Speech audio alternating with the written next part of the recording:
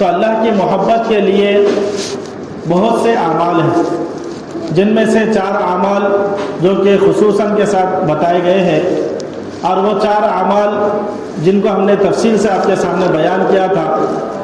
ایک تو کثرت سے سجدے کرنا، نوافل کا اہتمام کرنا، فرائض ہے، سنتیں ہے، سنت مؤکدہ ہے، نوافل ہے، ان نمازوں کا اہتمام کرنا، کثرت سے سجدوں کا اہتمام کرنا، یہ اللہ کے قرب کا ذریعہ ہے۔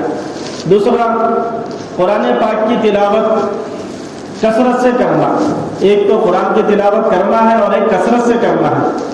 حدیث پاک کا مفہوم ہے کہ کوئی بندہ اللہ کا قرب اس چیز سے زیادہ حاصل نہیں کر سکتا جو خود اللہ تعالیٰ سے نکلی ہے، یعنی قرآن مجید۔ اللہ کے نبی صلی اللہ علیہ وسلم نے حدیث میں فرمایا کہ اللہ کے قرب کا ذریعہ قرآن مجید ہے۔ اور ایک بات یہاں پر یہ بھی سمجھ لینا چاہیے کہ ماں باپ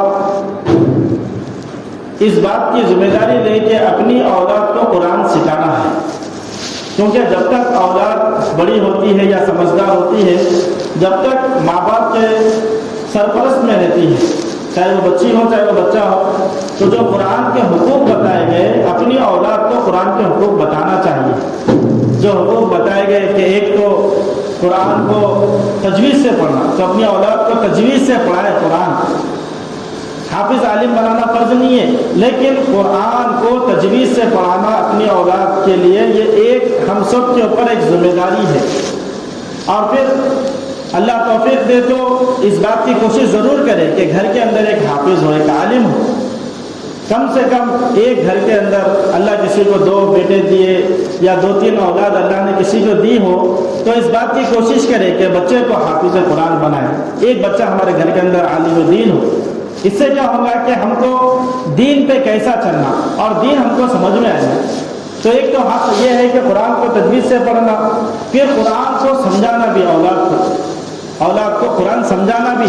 ماشاءاللہ سے ہماری اولاد بڑی ہو جاتی ہے، ہمارے بچے اور بچیاں بڑی عمر تک بلوغت تک پہنچ جاتے ہیں، شادی کے ماشاءاللہ بالکل شادی کے مستحق ہو جاتے ہیں کہ شادی کے قابل ہو جاتے، لیکن ہماری اولادوں کو اگر ہم پوچھیں یا کوئی اور پوچھے تو ہمارے بچوں کو حافظ جناب سورہ فاتحہ کا ترجمہ نہیں آتا۔ قرآن کے مخصوص جو سورے ہیں جو کہ ہم عام طور سے نماز کے اندر پڑھتے ہیں، وہ سورے بھی ہمارے بچوں کو ترجمے کے ساتھ نہیں آتے، سمجھ میں نہیں آتا کہ اس کے اندر اللہ کیا کہہ رہے، اللہ کا کیا حکم ہے، نہیں معلوم۔ اس کی وجہ سے معاشرے کا بگاڑ ہے، پورے معاشرے کا اگر آپ بگاڑ دیکھیں گے تو بگاڑ کیوں ہے؟ اس کی وجہ یہ ہے کہ ہم نے اپنی اولاد کو قرآن کا جو حق ہے کہ اولاد کو قرآن سمجھائیں، بتائیں کہ قرآن یہ سمجھ کے پڑھنے کا ہے، کم سے کم معلوم تو ہو کہ اللہ تعالیٰ کن چیزوں کو کرنے کے لیے کہہ رہا اور کن چیزوں کو نہیں کرنے کے لیے کہہ رہا، بڑا کر رہا۔ اب دیکھیے کتنے معاشرے کے اندر جو بگاڑ آپ کو دکھائی دے رہے، یہ بگاڑ کیوں ہے کہ ہمارے مسلمان بچے اور بچیاں غلط کاموں کے اندر جا رہے ہیں، قرآن کے احکامات ان کے سامنے نہیں ہے، قرآن کی زندگی ان کے سامنے نہیں ہے۔ قرآن کے اندر ایک آیت جیسے والذین هم لأماناتهم وعدهم راعون، اللہ نے قرآن کے اندر فرمایا کہ امانت کے ادا کرنے والے اور وعدے کے پورے کرنے والے، یہ ایمان والوں کی صفت بیان کی، وعدے کے پورے کرنے والے، امانت کے ادا کرنے والے۔ لیکن اگر آج مسلمانوں کے اندر دیکھیں گے تو اللہ ماشاءاللہ کوئی آپ کو مل جائے گا، ورنہ امانت میں خیانت کرنا اور وعدہ خلافی کرنا یہ مسلمان کی ایک پہچان بن گئی۔ قرآن کی تعلیمات ہم نے اپنی اولاد کو نہیں دی، تو یہ حق ہے اولاد کو کہ قرآن تجوید سے پڑھائے اور ساتھ کے ساتھ اس کا بھی اہتمام کرائے کہ قرآن سمجھائے اپنی اولادوں کو۔ اور پھر تیسری بات اللہ کی نعمتوں کا شکر ادا کرنا، اور جیسے پچھلے جمعے ہم نے آپ حضرات کے سامنے بیان کیا تھا کہ صدقے کا اہتمام کرنا، کہ ان اعمال کے ذریعے سے اللہ کی محبت ہمارے دلوں کے اندر پیدا ہوتی ہے۔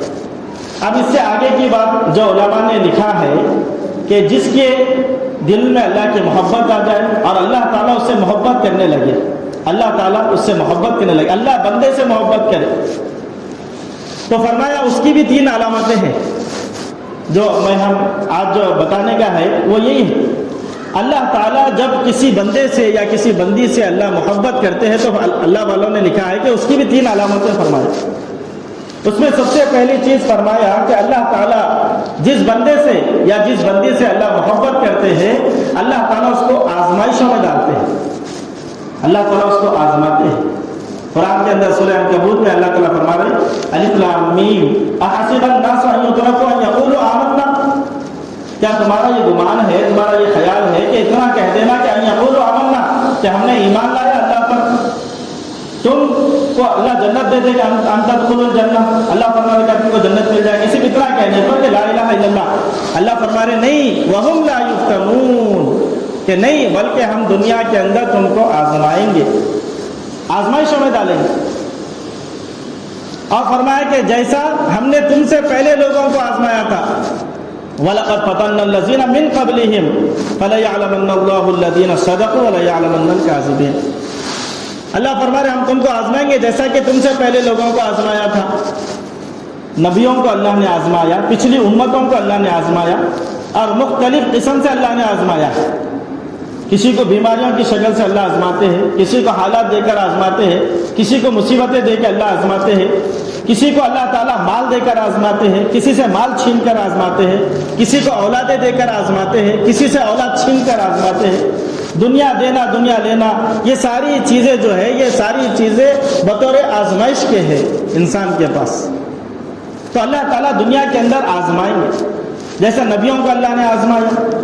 نبیوں کے واقعات ہم بارہا سنتے رہتے کہ نبیوں کو کس طریقے سے اللہ نے آزمایا، بڑی بڑی آزمائشوں میں اللہ نے ڈالا۔ ایوب علیہ السلام کی بیماری مشہور ہے کہ بیماری کے اندر ڈال کے اللہ نے آزمایا۔ حضرت ابراہیم علیہ السلام کی بڑی بڑی آزمائش ہے، آگ میں ڈالا جانا، اپنے بیوی بچوں کو وادی غیر ذی زرع بیابان جنگل میں چھوڑ کے آنا، اور پھر اپنے اولاد کو جو کہ 86 سال میں ملی تھی اس کو اللہ کے لیے ذبح کرنا، آزمائش۔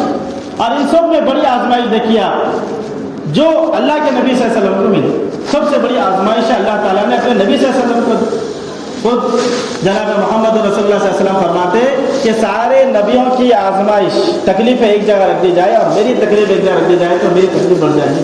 ایسی آزمائشوں سے ہمارے نبی صلی اللہ علیہ وسلم کو اللہ نے گزارا، بڑی بڑی آزمائش ہے۔ اور حدیث پاک کا مفہوم ہے، جیسا میں نے ابھی حدیث پڑھی، ان عظم الجزاء من عظم البلاء وَإِنَّ اللَّهَ إِذَا أَحَبَّ قَوْمًا ابْتَلَاهُمْ۔ فرمایا کہ اللہ جس قوم سے محبت کرتے ہیں اللہ تعالیٰ ان کو آزماتے ہیں۔ یہ اللہ کا قانون ایک دستور ہے کہ اللہ جن سے جتنی محبت کرتا ہے اللہ ان کو اتنا آزماتا ہے۔ دنیا میں سب سے زیادہ اللہ کس سے محبت کرتا؟ اپنے پیارے نبی صلی اللہ علیہ وسلم سے محبت کرتا۔ اب دیکھو اللہ کے نبی صلی اللہ علیہ وسلم کو اللہ تعالیٰ نے بڑی بڑی آزمائشوں کے اندر ڈالا۔ ہماری تسلی کے لیے ہماری زندگی کے اندر اگر کچھ پریشانی مصیبتیں آ رہی ہے تو اس کی ہماری تسلی کے لیے ہمارے نبی صلی اللہ علیہ وسلم کی زندگی نمونہ ہے۔ اور ہر چیز کے اندر ہم دیکھ لے سکتے کہ جو تکلیفیں اللہ کے نبی صلی اللہ علیہ وسلم کے ساتھ آئی ہے ہمارے ساتھ وہ تکلیفیں کچھ نہیں ہیں جو تکلیفیں اللہ کے نبی صلی اللہ علیہ وسلم کے ساتھ آئی۔ تو اللہ تعالیٰ فرما رہے کہ ہم آزمائیں گے۔ دوسری آیت قرآن کی وَلَنَبْلُوَنَّكُمْ، ہم ہر ایک کو آزمائیں گے۔ دنیا کے اندر آزمائش ہر مسلمان کے ساتھ ہے۔ اور یہ آزمائش بھی کیوں ہے؟ کیونکہ اللہ تعالیٰ بندے کے ساتھ جو معاملہ کرنا چاہ رہے کہ ایک بندہ، مثال سے آپ کو بات سمجھاتا ہوں، ایک بندہ یہ دعا کرا کہ اللہ مجھے قیامت کے دن نبی صلی اللہ علیہ وسلم کی شفاعت نصیب فرما، اور اللہ کے نبی صلی اللہ علیہ وسلم کے حوض کوثر سے پانی پینا نصیب فرما۔ یہ دعا مانگا مسلمان۔ اور حدیث میں آتا جو بندہ دنیا کی دعا مانگتا ہے اللہ مصلیحت کے طور پہ اس کو دیتا ہے، لیکن آخرت کی جو دعا مانگتا ہے اللہ اس کو دے دیتا ہے، آخرت کی دعا اس کو اللہ دیا۔ اب ایک بندہ یہ دعا مانگا، اب یہ دعا جب اس نے مانگی ہے تو اعمال بھی تو اتنے کرنے پڑیں گے نا۔ جب اتنی بڑی چیز اس نے مانگی ہے تو اعمال بھی تو اتنے ہو کہ جس وجہ سے وہ اس مقام تک پہنچ سکے۔ تو اللہ تعالیٰ کیا کرتے دنیا کے اندر اس کو آزمائشوں میں گھیرتے، آزمائشوں میں گھیرنے کی وجہ سے اس کے گناہوں کا معاف ہونا اور اس کے مقامات کا بڑھنا یہ چیز ہوتی ہے۔ اللہ تعالیٰ آزماتے ہیں، اس لیے فرمایا کہ وَلَنَبْلُوَنَّكُمْ، ہم آزمائیں گے بِشَيْءٍ مِّنَ الْخَوْفِ۔ کیسا آزمائیں گے؟ خوف کے ذریعے سے آزمائیں گے۔ خوف کہاں ہوتا ہے؟ دل کے اندر ہوتا ہے کہ دل کے اندر جب خوف پیدا ہوتا ہے تو اس کا نتیجہ کیا ہوتا ہے کہ آدمی اللہ کے قریب ہوتا ہے، اللہ کو راضی کرنا چاہتا ہے۔ جیسے عام مثال دیکھیے، ابھی حال میں گزرا ایک بیماری، ایک وبا چلی تھی، تو جس کی وجہ سے ایک بخار بھی ہو جاتا تھا تو دل کے اندر ایک خوف پیدا ہوتا ہے بیماری کی وجہ سے۔ یا کوئی جانی دشمن آ گیا تو خوف دل کے اندر پیدا ہوتا ہے. جیسا مثال کے طور پہ شیر آ گیا تو دل کے اندر کیا ہوتا ہے بھائی؟ کہ خوف پیدا ہوتا ہے. تو اللہ فرما رہے آزمائش کے اندر یہ بھی ہے کہ خوف کے ذریعے سے ہم ان کو آزمائیں. ایک آدمی کے سر میں درد تھا کہ خوف سے کیا ہوتا ہے کہ کیسا بندہ اللہ کے قریب جاتا ہے وہ بتا رہا. ایک آدمی کے سر میں بڑا درد ہو رہا تھا, بڑی تکلیف تھی. ڈاکٹروں کو بتایا تو ایک ڈاکٹر نے یہ کہا کہ بھائی آپ اس کا ٹیسٹ کریے. جب ٹیسٹ کرے تو معلوم ہوا کہ برین ٹیومر ہے. اور ڈاکٹر نے کہہ دیا کہ بھائی 3-4 مہینے کی آپ کی زندگی ہے, اس کے بعد آپ کو جانا ہے. دیکھیے جب آدمی کو معلوم ہو جاتا نا بھائی اب 1 مہینے کے ہم بس جانے والے ہیں تو وہ تیاری میں لگ جاتا. کیا بولے اب وہاں پر جو چیز کام میں آنے والی ہے مرنے کے بعد کی زندگی, اس کی تیاری شروع کر دیتا ہوں, کیونکہ معلوم ہے موت سامنے ہے. اب ہمارے سامنے کیا ہے؟ موت ہے. ہر کوئی یہ کہتا ہے کہ موت برحق ہے, لیکن شیطان اور نفس ہمارے ذہنوں میں یہ بات ڈالتے کہ موت تو ہے لیکن ابھی نہیں, بعد میں مرنا ہے لیکن ابھی نہیں, ابھی بہت ہے زندگی, ابھی مرنا تو ہے لیکن ابھی وہ زندگی باقی ہے, بعد میں مرنا ہے. ابھی پہلے زندگی دنیا کی دیکھ لیں گے, آخرت کی بعد میں سوچیں گے. لیکن آئے دن آپ دیکھتے رہتے کہ نوجوان کی بھی جو ہے لاش نکل رہی, نوجوان کی بھی موت ہے, لیکن ہم عبرت حاصل نہیں کرتے. تو فرمائیں کہ خوف کے ذریعے بھی اللہ آزمائیں گے. تو وہ آدمی کو جیسا بتایا کہ اب 3-4 مہینے کے آپ مہمان ہیں, اب اس نے جو ہے توبہ کر لی, اللہ سے سچی توبہ کر لی, اللہ بڑی غفلتوں کی زندگی گزار دیا. اب دل کے اندر خوف آ گیا. دیکھیے آپ اگر جو ہے کہیں آپ جیل میں یا کہیں آپ ہاسپٹل میں جائیں گے تو خوف کے مارے ان کا دل بڑا پریشان ہوتا ہے, کھانا نہیں دکھتا. آپ کو اچھی بریانی بھی لا کے رکھ دیں گے آپ, خوف کی وجہ سے وہ بریانی مزے کی نہیں دکھتی, خوف دل کے اندر آ گیا.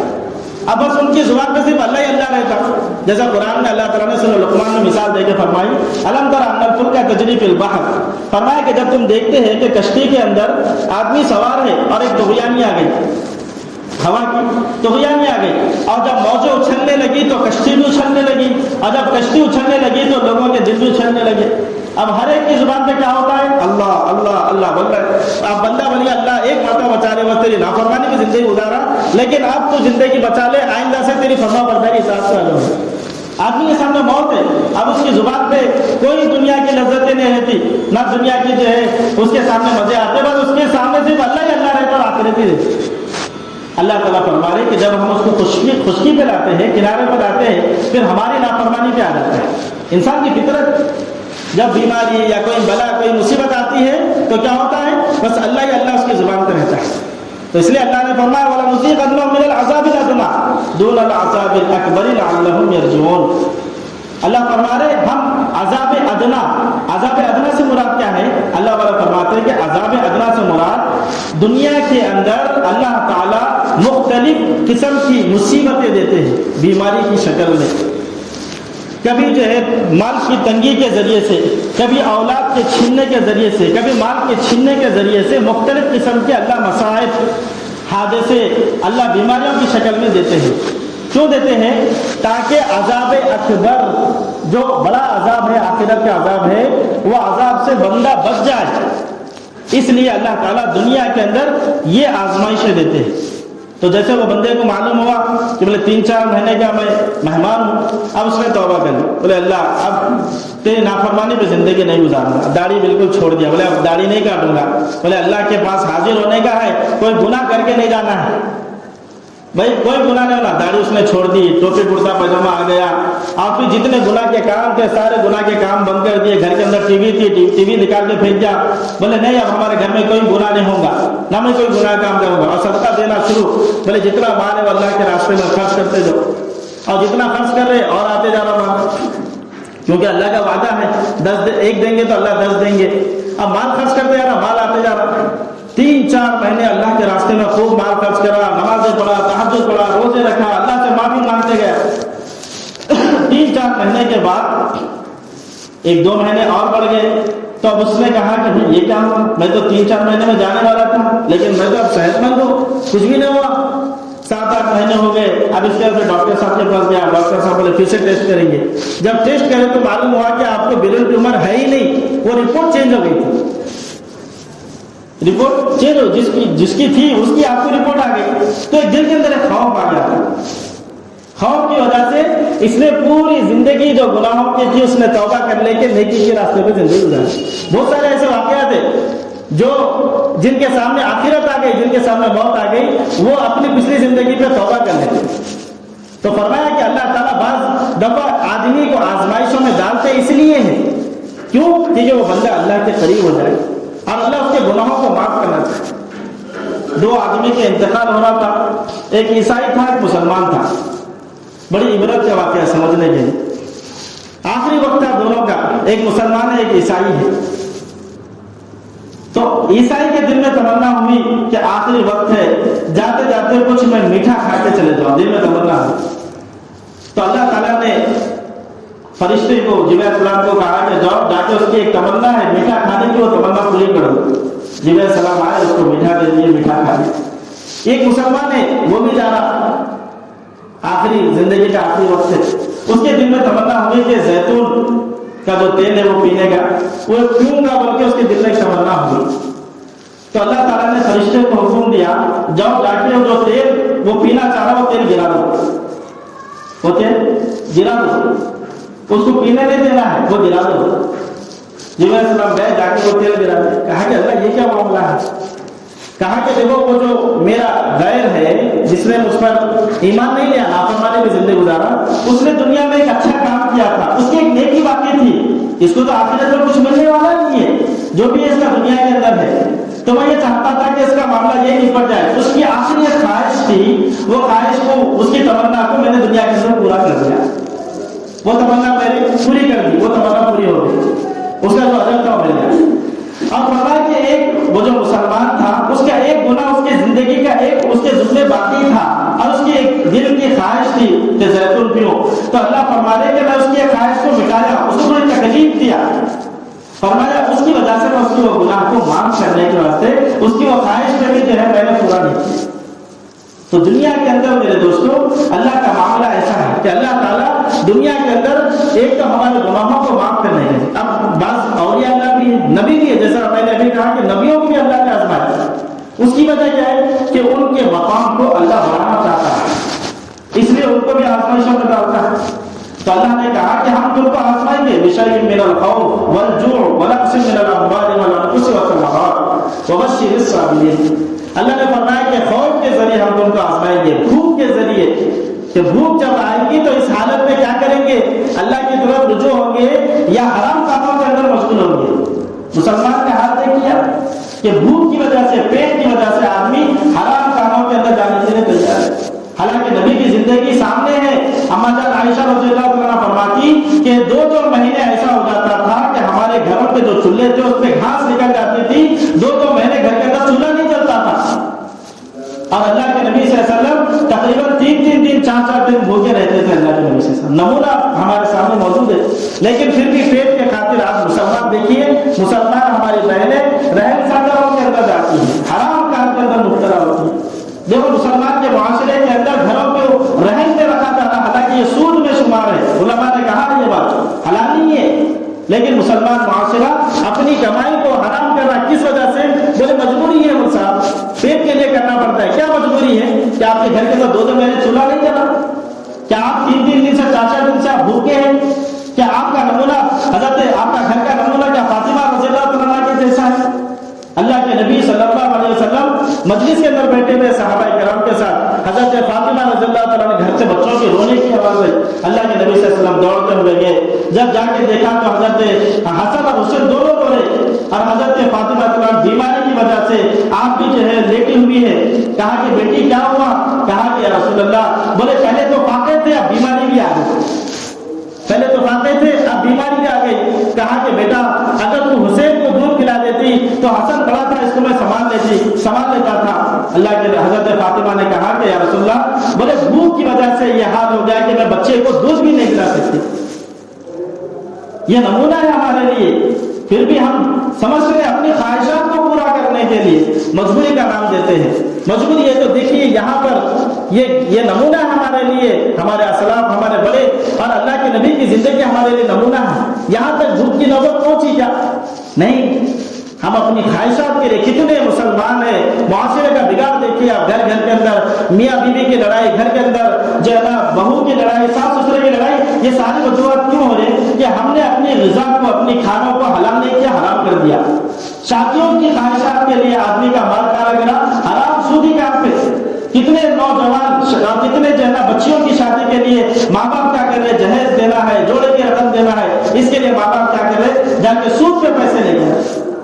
دھرم کو بہن رکھتے رہے۔ بعض ماں باپ جو ایسے ہوتے ہیں کہ اپنی بیٹی کی شادی کے لیے گھر کو بیچ دیتے ہیں۔ میرے دوستوں، معاشرے کا بگاڑ ختم کرنا ہے تو ان ساری چیزوں کا ختم کرنا پڑتا ہے۔ تو یہ بھوک، یہ بھی ایک اللہ تعالیٰ جو ہے نا آزمائش کا ذریعہ بنا ہے۔ اور پھر کبھی جان کی اللہ تعالیٰ آزمائش لیتے، کبھی مال کو کم کر کے اللہ تعالیٰ آزمائش لیتے ہیں۔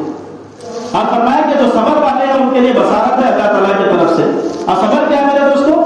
صبر یہی ہے، صبر کا مطلب یہ نہیں ہے کہ جو ہے نا رونا نہیں آنا یا صدمہ نہیں ہونا، یہ تو انسان کی فطرت میں ہے، آنسو نکلتے ہیں، صدمہ ہوتا ہے۔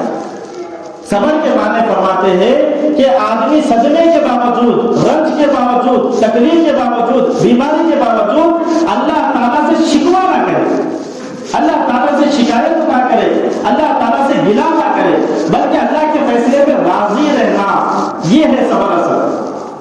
اس کی مثال، ایک آدمی کا آپریشن کرنا ہے، اب ڈاکٹر کیا کرتا ہے، اس کو انجیکشن دیتا ہے اور اس کا جسم پھاڑتا ہے، اس کو تکلیف ہوتی ہے، روتا بھی ہے، درد بھی ہوتا ہے، لیکن بیمار کو ڈاکٹر سے کوئی شکایت نہیں ہوتی، بیمار کو ڈاکٹر سے کوئی شکایت نہیں ہوتی، بلکہ وہ صبر کرتا ہے، تکلیف میں چیختا بھی ہے، چلاتا بھی ہے، روتا بھی ہے، لیکن اس کو ڈاکٹر سے شکایت نہیں ہوتی۔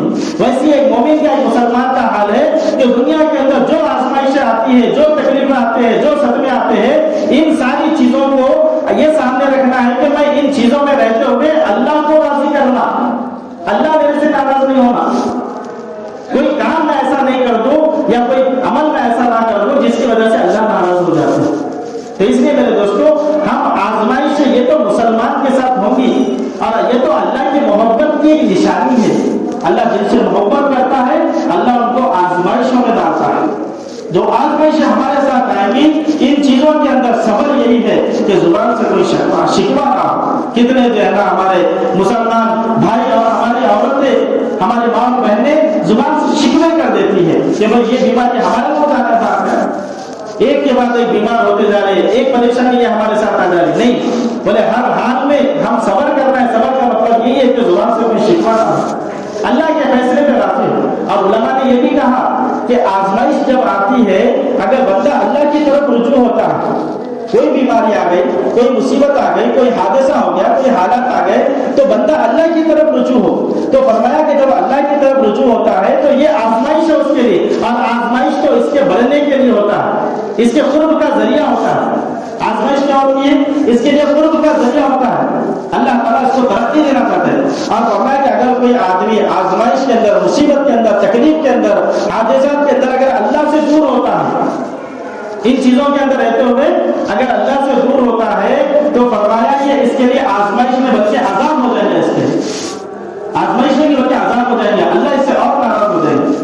تو اس لیے میرے دوستوں، آزمائش کے اندر ہم ہر حال میں صبر کا پابند کہ بھائی شکوہ شکایت نہ ہو